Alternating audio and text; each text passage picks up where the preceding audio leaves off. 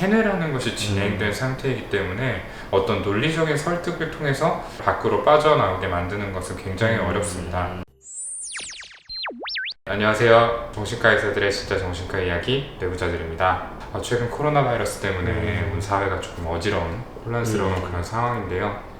이런 상황에서 이제 코로나 바이러스만큼이나 최근에 좀 핫한 키워드로 떠오른 것이 있죠. 신천지. 그렇죠. 이 신천지가 지금 가장 많은 감염 사례들이 발생하고 있는 대구 경북 지역의 주된 감염원으로 떠오르면서 굉장히 사회적으로 많은 비난을 받고 있습니다. 그러면서 동시에 이 종교가 과연 어떤 건지 관심을 가지는 분들이 생겨나는 것 같아요.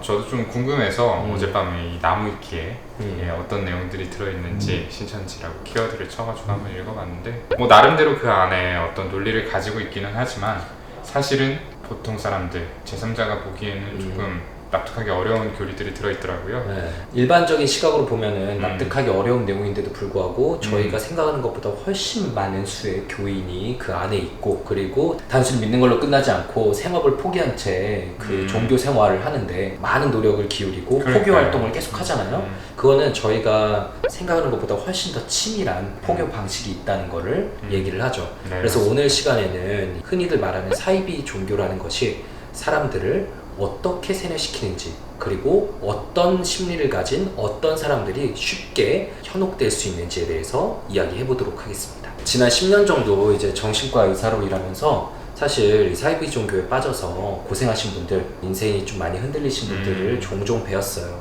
뭐 직접 오신 경우는 당연히 없고 가족분들이 데려오셨던 걸로 기억이 나는데 몇 년씩 빠져나오지 못하기도 하고 집안의 재산을 다 탕진하기도 하고 주변 지인들이나 가족들이 아무리 말려도 설득되지 않던 그런 경우들을 좀 배웠던 기억이 나네요. 특히 이제 우리 폐쇄병동이라고 부르는 보호병동에 그런 이력을 가진 분들이 좀 계셨던 걸로 기억하는데, 지금 기억나는 케이스는 이 기도원에 들어간 딸을 구출해가지고 병원으로 데려오셨던 어머니의 사례가 생각이 납니다. 일반적인 기도원은 아니겠죠? 네, 그렇죠. 네. 어쨌든 조금 좋아지셨다라고 판단이 돼서 퇴원을 했는데 결과적으로는 다시 기도원으로 들어가셨다라고 해가지고 저도 굉장히 좀 씁쓸하고 안타까웠던 기억이 납니다.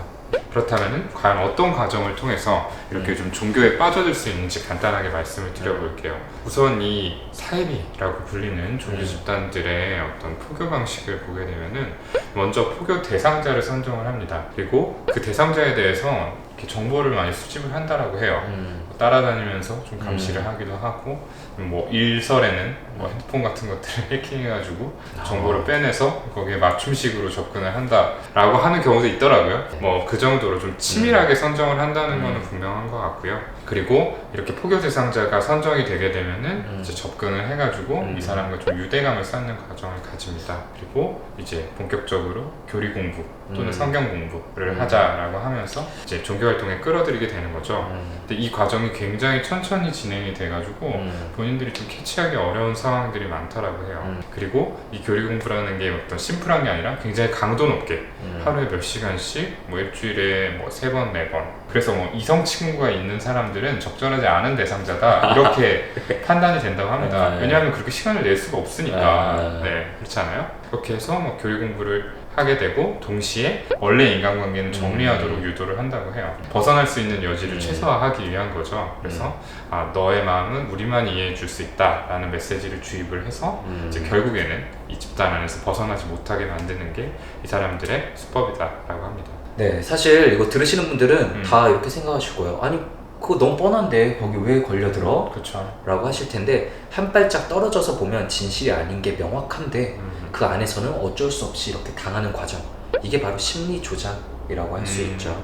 네, 그래서 이런 심리 조작의 과정에서 가장 중요한 건 공작에 쉽게 걸려들 만한 대상자를 선정하는 그 첫 번째 과정이겠죠. 네, 일본의 정신의학자인 오카다 다카시는 심리 조작에 걸려들기 쉬운 사람 4가지 유형을 좀 분리해서 이야기를 했는데요. 그 4가지 유형 중에 여러 가지가 좀 중첩될수록 더욱더 취약한 사람으로 볼 수 있겠습니다. 네, 그렇죠. 네, 첫 번째로는 의존성 성격을 가진 사람들이 위험하다고 하는데요. 네, 의존성 성격을 띈 사람들은 자신을 좀 과소평가하고 타인에게 많이 끌려가는 경향이 있습니다. 그렇죠. 사이비 교주들은 자기애성 성격을 띈 경우들이 많고요. 그렇기 때문에 그 자기 확신에 찬 발언, 행동들에 의해서 의존성 성격을 띈 사람들이 쉽게 끌려간다고 합니다. 이 의존성 성격을 가진 사람들의 경우에는 타인에게 거절당하거나 버림받을 거라는 두려움이 안쪽에 내재되어 있고, 그 때문에 뭔가 자신의 생각과 다르더라도 타인의 의견에 반대하지 못하고 그대로 따르게 되는 경향이 있죠. 그러다 보니까 뭔가 수상한 사람들이 접근을 해온다라는 느낌을 받더라도 이걸 좀 명확하게 거절하지 못하고, 그러다 보면은 이 사람들이 이제 원하는 대로 이끌려가기가 굉장히 쉬운 거죠. 그렇죠. 성격적으로 거절을 잘 못하는 거예요. 네, 일단은 맞아요. 불안해서. 그렇죠. 기운이 좀 좋아 보이세요. 아이 뭐야 라고 해야 되는데 네. 이제 그렇게 하지 못하고. 그래요? 같이 그러면 좀 공부를 해보시겠어요? 근데 이게 굉장히 좋거든요. 기운이 선해 보이셔서 제가 특별히 말씀드리는 거예요. 네, 그러면은 잠깐 갔다가 네, 같이 가보죠. 네, 이렇게 시작이 되는 거죠. 네. 두 번째 특성은 피암시성입니다. 피암시성이라는 것은 수동적이고 무비판적으로 타인의 이야기를 수용하는 경향을 의미를 하게 되죠. 우리가 지난번 최면 영상, 별로 흥하지는 못했지만 굉장히 재미있지만 흥하지는 못해요. 네, 재밌습니다. 최면 영상에서 여러 가지 테스트도 해봤잖아요. 네. 피암시성이 높은 사람을 찾아내자라고 하면서, 이 피암시성이 높은 사람들은 타인의 말에 따라서 뭔가 생각을 바꾸고 거기에 따라서 움직이게 될 가능성이 높습니다. 그러니까 최면에 있어서도 최면 상태로 빠져들게 될 가능성이 더 높은 거고요. 이런 피암시성은 주로 연극성 인격이라든지 아니면 경계성 인격 같은 비군의 성격 장애들에서 조금 더 높게 나타난다라고 해요. 어떤 이런 세뇌적인 이야기를 할 때에도 그런가 보다, 그게 사실인가 보다 라고 조금 더 쉽게 받아들이고 경계하지 않기 때문에 거기에 조금 더 빠져나오기가 어려워지는 상황이 생길 수 있는 거죠. 그리고 세 번째 특성은 불균형한 자기애입니다. 이제 우리가 이상과 현실이 있잖아요. 누구나 마음속에는 나 이렇게 되고 싶어 라고 하는 일종의 자기 이상이 있습니다. 그런데 그게 현실과 불균형이 크면 클수록 내가 나를 사랑하는 마음, 이 자기애라는 게 계속해서 손상을 받아요. 그래서 결과적으로 우리가 흔히 말하는 자존감이 낮아지게 되는 그런 결과를 낳는 거거든요. 이 갭이 큰 사람일수록, 그러니까 자기의 손상이 더 심한 사람일수록 어떠한 방식으로든 이 자기의 손상을 메꾸려는 시도를 하게 됩니다. 그럴 때 자기 확신에 차 있고 나보다 조금 더 대단한 사람이 눈앞에 있다, 어떤 힘을 가진 사람이 눈앞에 있다라고 한다면 본능적으로 그 사람을 좀 따르고 싶은 마음이 들게 돼요. 그리고 나는 저 대단한 사람으로부터 선택받은 사람이다 라는 일종의 선민의식으로 자기애를 좀 보상받으려고 하는 경향이 있는 거죠. 나는 특별한 집단에서 선택받았고 여기서 받아들여지고 있다라는 느낌 자체가 자기애를 다시 끌어올려주는 거죠. 그렇기 때문에 이런 부분들은 이제 나중에 뭔가 이상한 것들을 조금씩 인지하게 되더라도 쉽게 빠져나오지 못하게 하는 이유가 되는 거죠. 네, 마지막으로는 스트레스와 고립감에 처해 있는 사람들이 주 타깃이 된다고 합니다.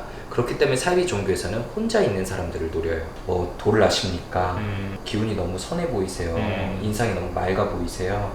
요즘은 특히 심리검사 그런 거 많이 하는데요. 심리 상담을 해보자, 이런 것들은 대부분 혼자 있는 사람을 접근합니다. 그렇죠. 누군가와 같이 가는데 접근하는 법은 절대 없어요. 제가 최근에 들은 얘기는 서울 시내에 굉장히 유명한 대학교 교수님이 해주신 얘기인데, 학생 식당에서 식사를 하시다 보면은 혼자 밥 먹는 학생들에게 사이비 종교에서 접근하는 모습이 너무 적나라하게 보인대요. 그렇군요. 제 3자 입장에서 볼 때는.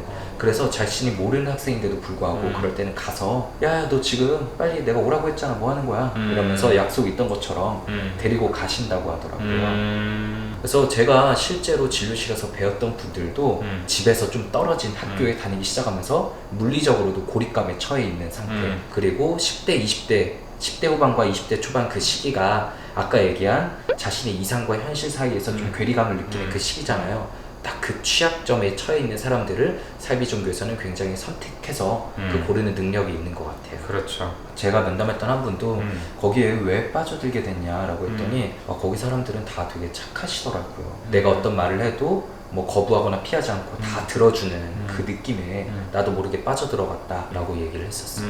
그렇다면 어떻게 해서 이런 상황에 들어갔을 때 좀 빠져나오게 만들 수 있는지에 대한 궁금증도 생기실 거예요. 근데 사실 이미 세뇌라는 것이 진행된 상태이기 때문에 어떤 논리적인 설득을 통해서 이 사람을 밖으로 빠져나오게 만드는 것은 굉장히 어렵습니다. 뭔가 나뿐만 아니라 모든 사람들이 이런 믿음을 가지고서 생활을 하는 환경에서 이런 의존성 성격인 사람들이 노를 외치면서 여기서 나오는 거랑 거의 불가능한 일이라고 보고요.